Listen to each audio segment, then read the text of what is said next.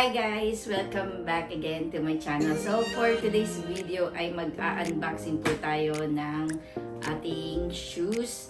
Ayan, ang New Balance. So kung matatandaan nyo guys sa vlog ko last Friday, so nagpunta kami sa Queens Bay Mall at dun kami nag-purchase ng shoes.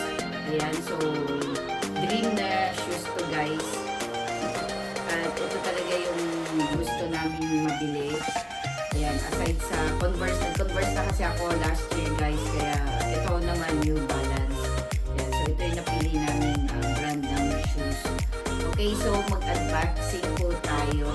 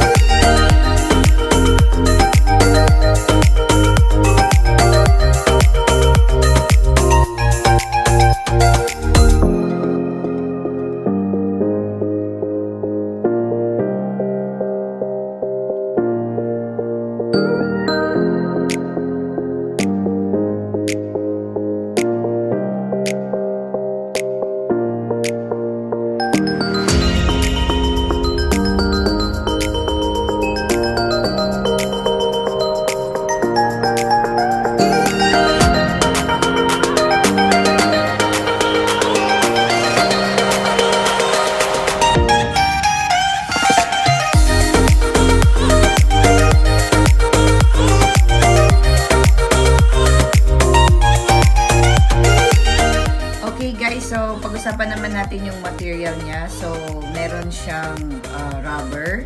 Ayan, so makikita nyo. Ayan. Tapos, merong smooth leather. Ayan, pati itong pinaka-initial na letter N. Then, ito, common na to sa mga ibang rubber shoes. Like Onitsuka, yung suede niya guys. Ayan. Hanggang dito.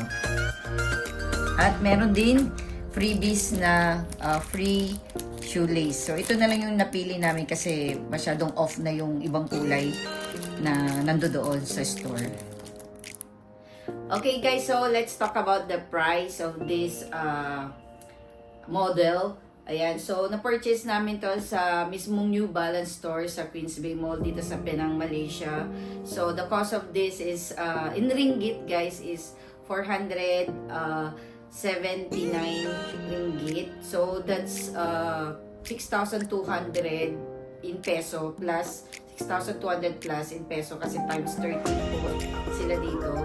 So yun yung range ng price dito sa Malaysia. Pero kung sa Pinas guys, upon checking sa ibang mga seller is nagre-range siya ng 6,800 plus. And sa mga third party is nagre-range naman siya ng around 7,000 to 8,000. Ayun. So, nagkakaubusan na ng ganitong style. Kasi maraming style guys ang New Balance. Actually, may nakita kami na discounted ng 15%. Kaso, hindi namin pinili yun kasi yung mismong letter, ito is makintab. Ito guys, hindi. Ayan. So, ito yung model na pinili namin. Ito walang discount to guys. Pero yung isa na kasing kulay nito, maroon din, kaya lang makintab siya. Yun hindi namin pinili. Kahit may 15% discount siya dito sa New Balance Queens Bay Mall. Yun. So, ito yung napili ko at maganda naman siya guys. Ayan, makikita nyo makapal. So, first time ko magkakaroon ng New Balance. Ayan. So, para rin siyang ala Onitsuka na style.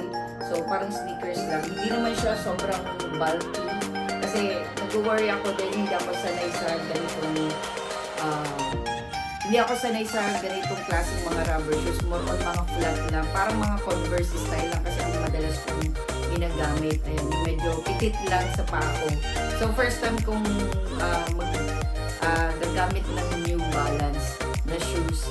Pero nung tinry ko naman siya sa store, okay naman yung pagka-fit niya sa pako. So, by the way, size 7.5 po ako.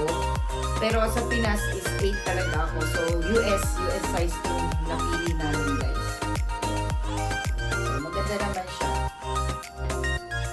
Okay Okay guys, why I purchase or I choose New Balance 327 model kasi aside sa maganda yung design niya, ayan.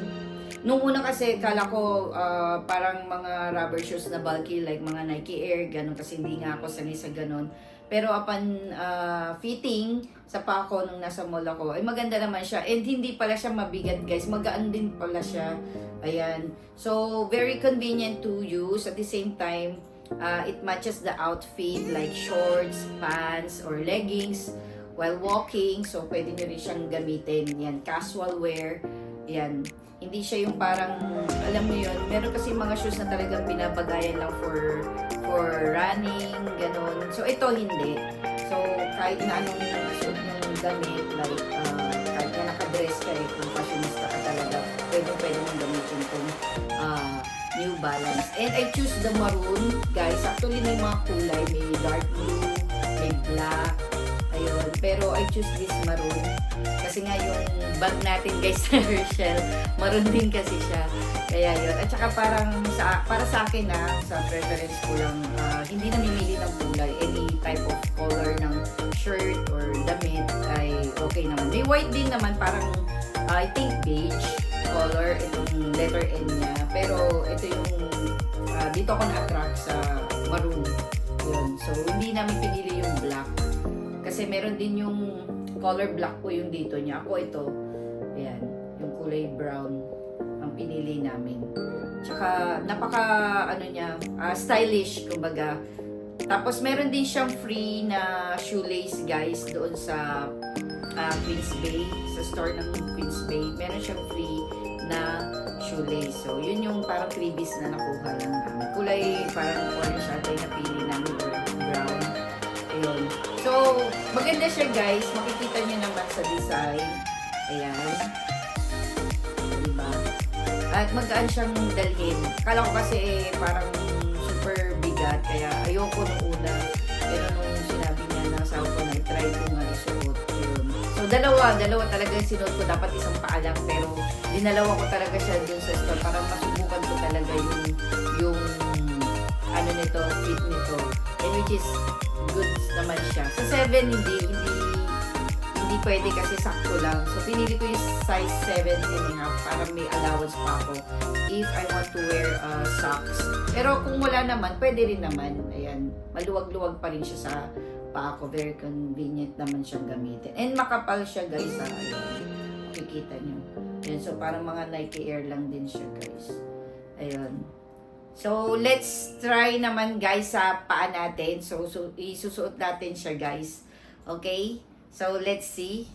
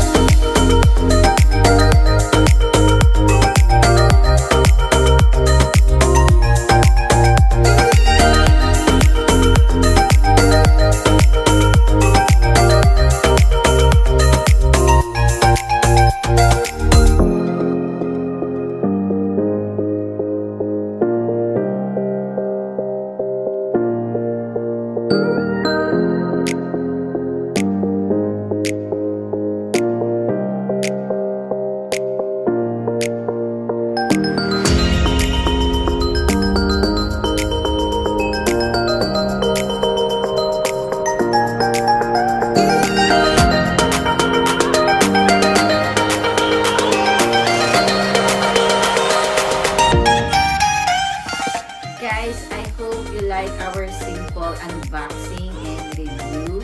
And if you reach this portion, please don't forget to like, subscribe and hit the bell notification for more upcoming videos.